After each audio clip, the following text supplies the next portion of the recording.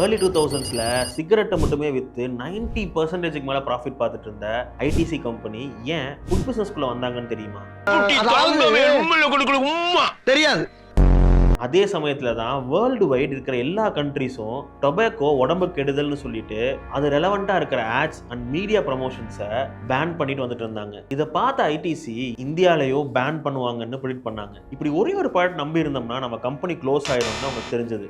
அந்த டைமிங்கில் ஐடிசியோட மிகப்பெரிய ஷேர் ஹோல்டர் யாருன்னா பிரிட்டிஷ் அமெரிக்கன் டொபாக்கோ கம்பெனி, பேட்னு சொல்லுவாங்க. இந்த British American tobacco company in case இந்தியாலையும் டொபாக்கோ ஆட்ஸை பேன் பண்ணாங்கன்னா தன்னோட ப்ராஃபிட்ஸ் மொத்தத்தையும் லண்டனுக்கு எடுத்துகிட்டு போகலான்னு பிளான் பண்ணி வச்சிருந்தாங்க. ஆனால் அந்த டைமில் இந்த ஐடிசி சேர்மனுக்கு வேற ஐடியா இருந்துச்சு. ஹாய் ஹலோ, மைசெல்ஃப் அசோக், உங்கள் பிஸ்னஸ் கோச்.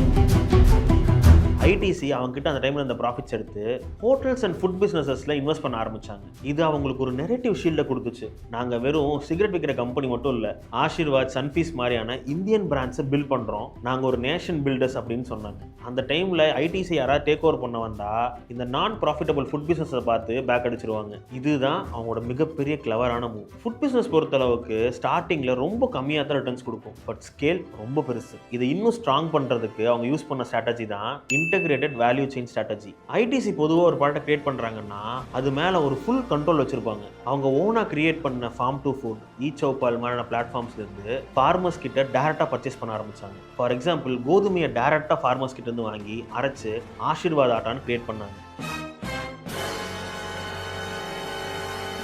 அது போக ஐடிசிக்கு சொந்தமாக paper boards and packing business கூட இருக்குது. ஸோ அவங்க பிஸ்கெட்ஸ் அண்ட் நோட் புக்ஸ்க்கு தேவையான பேப்பர்ஸ் அண்ட் கவர்ஸை அவங்களே மேனுஃபேக்சர் பண்ணிப்பாங்க. இதனால காஸ்ட் ரொம்ப கம்மியாகும், குவாலிட்டியை அவங்களுக்கு வேணுங்கிற மாதிரி கஸ்டமைஸ் பண்ணிப்பாங்க. கரெக்டாக 2003ல் இந்தியாவில் காட்பா அப்படின்னு ஒரு ஆக்ட் வந்துச்சு. அது டொபாக்கோ பேஸ்ட் ப்ராடக்ட்ஸோட ஆட்ஸை பேன் பண்ணுச்சு. ஸோ புதுசாக ஆரம்பித்த டொபாக்கோ கம்பெனிஸ்னால ஆட்ஸ் போட முடியாமல் மார்க்கெட்டுக்குள்ளேயே வர முடியல. பட் ஐடிசி மார்க்கெட்டில் ஒரு பெரிய விஷயத்தை பண்ணிட்டாங்க. அவங்களுக்கு இந்த ஆட்ஸ் தேவையே படலை. இவங்களோட மெயின் ஸ்ட்ரென்த்தே ரீட்டைலர் ரிலேஷன்ஷிப் தான். மில்லியன்ஸ் ஆஃப் ஸ்டோர்ஸ் அக்ராஸ் இந்தியாவுக்கு ஐடிசி மேலே ஒரு மிகப்பெரிய ட்ரஸ்ட்டே இருந்துச்சு. இந்த நெட்வொர்க்கை யூஸ் பண்ணி ஐடிசி அவங்க ஃபுட் ப்ராடக்ட்ஸை இந்தியா ஃபுல்லாக புஷ் பண்ணாங்க. ஒரு ஐடிசியோட டிஸ்ட்ரிபியூட்டர் ஒரு பெட்டி கடைக்காரர்கிட்ட போயிட்டு இந்த சிகரெட் கூட சன்ஃபீஸ் பிஸ்கட்டையும் வாங்கிக்கங்கன்னு சொல்கிறப்போ பெட்டி கடைக்காரர் நோ சொல்ல மாட்டார். ஏன்னா அந்த ஓனருக்கு பிராண்டு மேலே 15 வருஷம் ட்ரஸ்ட் இருக்குது. நீங்கள் நல்லா கவனிச்சிங்கன்னா தெரியும், ஐடிசி ப்ராடக்ட்ஸ் எல்லாமே ஒரே இடத்துல ஈஸியாக கிடைக்கும். ஒரு சின்ன பொட்டி கடையிலேயே cigarette, Bingo chips, Sunfeast biscuit, Yippee நூடுல்ஸ்னு